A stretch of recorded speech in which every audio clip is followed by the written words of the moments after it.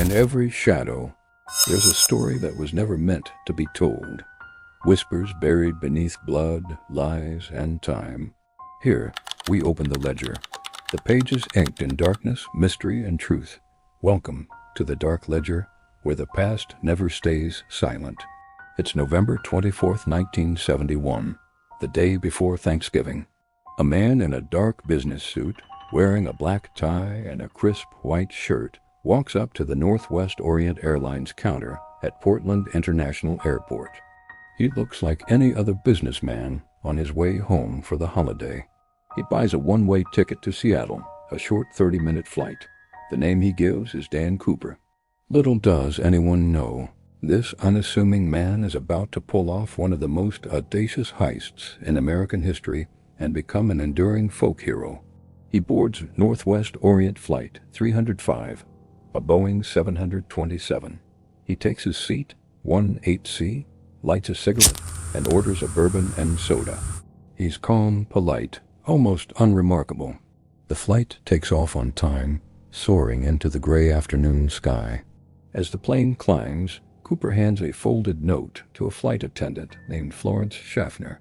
She, like many flight attendants of the era, is used to getting phone numbers or flirtatious messages from passengers, so she just slips it into her purse without looking.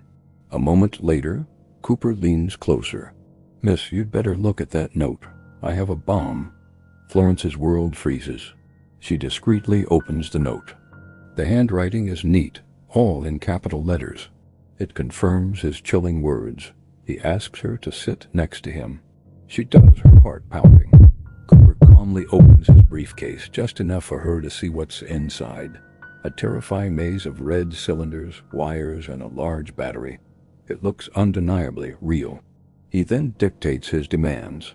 $200,000 in negotiable American currency, which means unmarked $20 bills, and 4 parachutes, 2 primary chutes and 2 reserves. Why 4? This question would baffle investigators for decades. Was it to suggest he had an accomplice? Or maybe to ensure the authorities didn't give him a rigged parachute, thinking he wouldn't risk an accomplice's life? The flight crew immediately relays the message to the ground. The president of Northwest Orient Airlines, Donald Nyrup, authorizes the payment of the ransom. He orders all employees to cooperate fully with the hijacker. The passengers are told there is a minor mechanical issue, requiring them to circle for a while before landing in Seattle. They remain oblivious to the high-stakes drama unfolding just a few rows away. For almost 2 hours, Flight 305 circles Puget Sound while authorities on the ground scramble to gather the money and parachutes. The FBI collects 10,000 $20 bills, hastily photographing each one.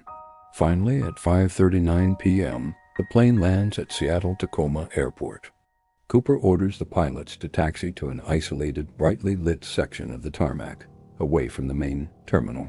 He demands the curtains on the cabin windows be drawn to prevent snipers from getting a clear shot. A single airline employee brings the cash-filled knapsack and the parachutes aboard. In exchange, Cooper allows all 36 passengers and 2 of the flight attendants, including Florence Schaffner, to deplane. They walk off the plane into the cold, rainy night, completely unaware of how close they had come to disaster. Now, only Cooper and a skeleton crew of 4 remain: the pilot, co-pilot, flight engineer, and 1 flight attendant, Tina Mucklow. Cooper is still calm, still polite. He discusses his flight plan with the cockpit crew. He wants them to fly to Mexico City, but with a specific set of instructions. They must fly under 10,000 feet, keep the landing gear down, and set the wing flaps at 15 degrees. This would keep the plane's speed at a relatively slow 200 miles per hour.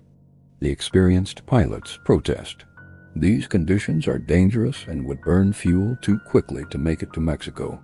After some negotiation, they agree on a refueling stop in Reno, Nevada. At around 7:40 p.m., Flight 305 is back in the air, climbing slowly into the turbulent, stormy night. Cooper tells Tina Mucklow, the remaining flight attendant, to go into the cockpit and stay there with the door closed. This is the last time anyone ever sees him. As the plane flies south, the crew in the cockpit notices a warning light flicker on, indicating that the aft air stair, the staircase at the rear of the 727, has been opened. The pressure in the cabin changes. The pilots ask over the intercom if he needs any help. Cooper's final, simple reply comes back, no. Sometime around 8:13 p.m., somewhere over the dense, rugged forests of southwestern Washington, D.B. Cooper, as he was now mistakenly being called by the media, does the unthinkable.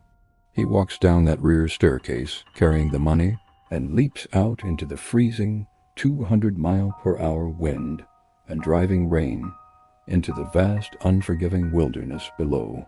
He simply vanishes into legend. When the plane lands in Reno a couple of hours later, the rear stairs are down and the cabin is empty. All that's left behind are Cooper's black clip-on tie, 2 of the parachutes, and the stub of his cigarette. The man himself is gone. The search that followed was one of the most extensive and expensive in U.S. history. The FBI, along with the military, combed the projected jump zone. They used helicopters and ground troops, but the terrain was incredibly difficult, mountainous, and densely wooded. The weather was terrible. They found nothing. No body, no parachute, no briefcase, no money. It was as if D.B. Cooper had been swallowed by the sky. For years the case remained cold, a frustrating dead end for the FBI, but a growing legend for the public. Who was this man? Did he survive the jump? Then, in 1980, a glimmer of hope. An 8-year-old boy named Brian Ingram, vacationing with his family along the Columbia River at a spot called Tinnabar, was digging in the sand. He uncovered 3 rotting bundles of cash. When his family turned the money over to the FBI, they made a stunning discovery. The serial numbers matched the ransom money given to D.B. Cooper.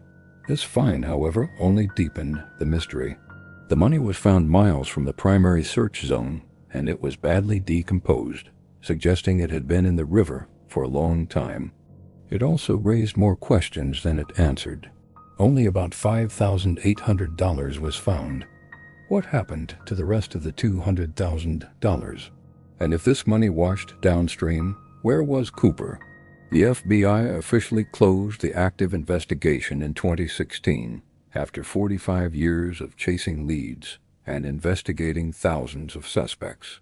The D.B. Cooper case remains the only unsolved air piracy case in American history. Over the decades, he has become a folk hero, a symbol of rebellion against the system. Some believe he was a disgruntled veteran or a former paratrooper with the skills to survive the jump. Others think he was an amateur who likely perished in the wilderness, his body never to be found.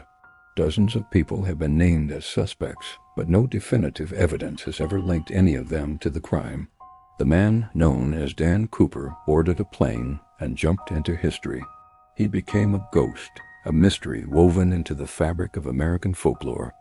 Did he die a lonely death in the cold woods of Washington, or did he escape to live a life of quiet anonymity, financed by his audacious crime? We may never know the truth. But one thing is certain. On a stormy night in 1971, a man in a black suit pulled off the perfect crime, and in doing so, achieved a strange kind of immortality, forever falling through the night sky. Thank you for joining us on this journey into one of history's greatest unsolved mysteries. If you find these stories as fascinating as we do, don't forget to like this video, subscribe to The Dark Ledger, and ring that notification bell so you never miss an entry. Until next time, keep questioning what lies in the shadows.